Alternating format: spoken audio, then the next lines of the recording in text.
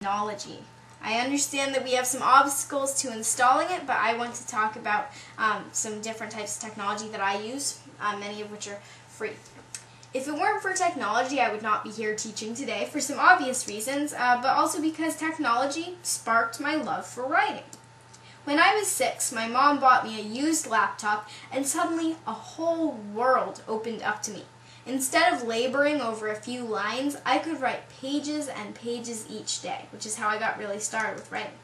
Technology sparked my love for writing, and I think that when your classroom is equipped with the right tools, your students can experience the same excitement.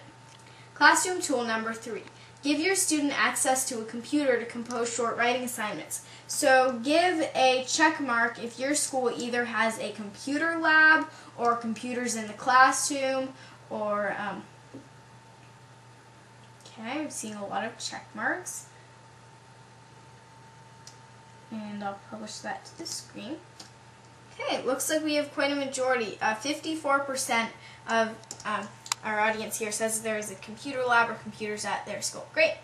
So access to a computer to compose short writing assignments can actually be really helpful. Because you can use some really common computer functions like spell check. It allowed me to learn spelling independently because I was really not confident about my spelling skills. Now I can spell fine, but back when I was like 6 or 7, I didn't spell that great. So having a computer and being able to spell check meant that, oh, okay, I get the word, and I wouldn't have to just get up and ask people around me how to spell things and bother them. I was able to do it on the computer.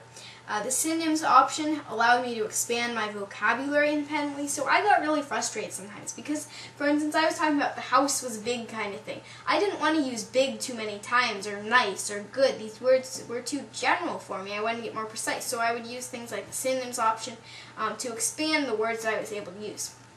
Being able to write with ease got me excited about writing and propelled my desire to achieve, which also meant spending time perfecting my ability to write by hand.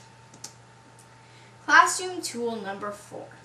Use common computer functions like spell check and the synonyms option to help your students learn. Tools like spell check help students overcome mechanical writing fears so that they can focus on content. Technology also allows me to reach a wider audience. Today, obviously, I'm using Illuminate, but I also use Tamberg Video Conferencing. They're a sponsor here also. And I use that every day to speak to schools and classrooms around the world. So give me a check mark if your school has video conferencing equipment. Give me a check mark if you or your school has video conferencing equipment.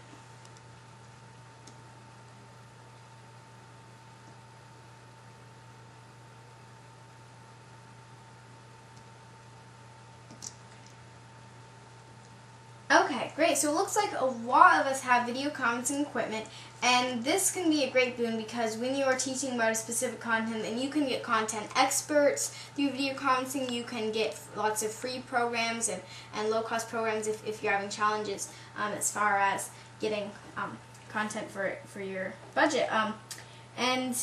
So definitely video conferencing, you can find lots of content to help your classroom learn. And using CILC, you can find content providers actually. If you go to CILC.org, you can search Adora and you'll find me in my programs. Illuminate allows me to reach out to you today. There are lots of web-based tools that you can use to get content, like Illuminate. And classroom tool number 5.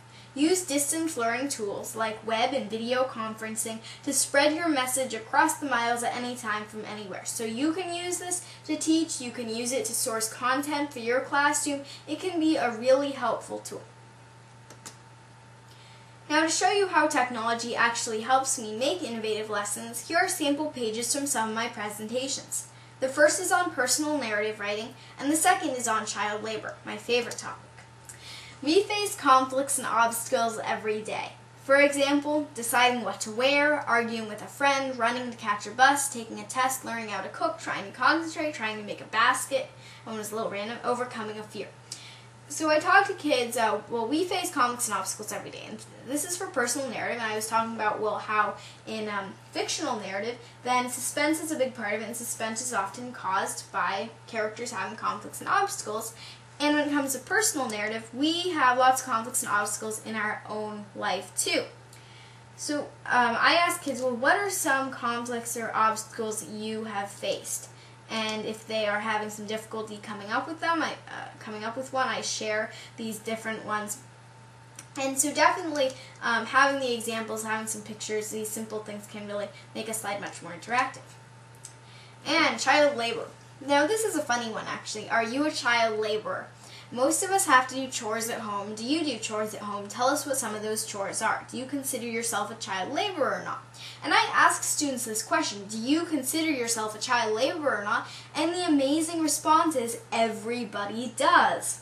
Which is surprising to say the least. I'm like, okay, so are you engaged in hazardous activity? They're like, yeah, I think so, probably, or somewhere along those lines. And I'm saying, well, you know what, but you know what, you're in school, so you're probably not a child laborer if you get to go to school. And they're like, isn't going to school hazardous activity? Isn't going to school child labor? And I wouldn't argue the point, but still, I think that most of us aren't child laborers, is what I tell them. So the child labor presentation is quite interesting, and that's when I present through video conferencing quite a bit. As you might notice, there were lots of interesting visuals like clip art in the slides that I showed you. I really loved to use relevant art to get kids excited about my presentations. I also use a variety of other fun tools like action buttons, color coding, and auto shapes to spice up my presentations. You can use some fun Illuminate tools if you use Illuminate, and at sessions like this, like writing on the board, clip art, and pointer icons in your presentation. So for instance, pointer icons like right there.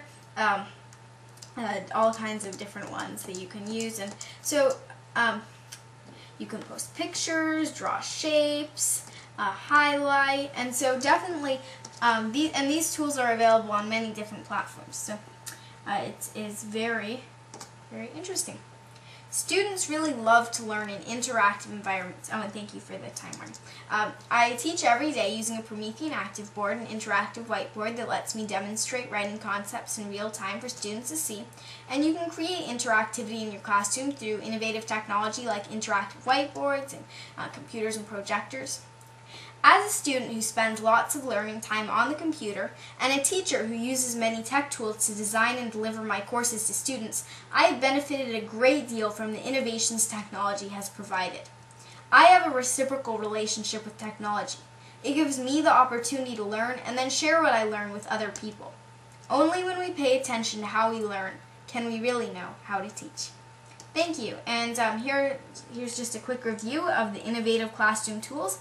Student access to blogs, collaborative writing tools, student access to computers, common computer functions, distance learning with tools like Illuminate and Tandberg, classroom activity, interactivity with interactive whiteboards, and above all, I think that one of the most important ones is student voice and control. And I think that all of these together join to really enhance, to give us students a platform to share with you our voice and our opinion.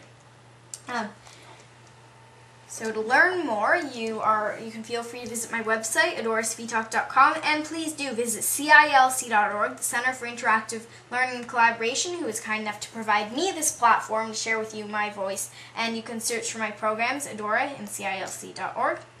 Oh, and you can also meet me at the National Middle School Association Conference, NMSA, in Indianapolis. I'll be a featured speaker. And at the Florida Educational Technology Conference, FETC, in Orlando, I'll be an eye-opening keynote. And you can contact us, Joyce at adorasvtalk.com, JOYC at adorasvtalk.com.